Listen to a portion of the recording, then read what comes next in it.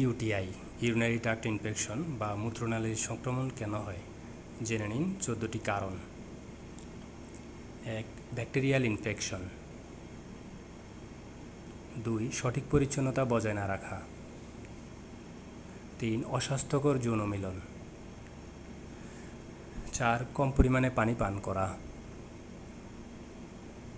5. বেশি সময় পর্যন্ত মূত্র ধরে রাখা। 6. ছত্রাক ইনফেকশন। 7. যৌনাঙ্গ পরিষ্কার এবং শুকনো না রাখলে। রোগ প্রতিরোধ ক্ষমতা কমে গেলে। টাইপ 2 ডায়াবেটিস এবং HIV আক্রান্ত হলে।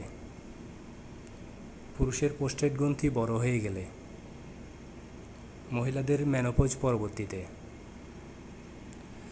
প্রস্রাবের রাস্তায় নল বা ক্যাথেটার পরানো থাকলে।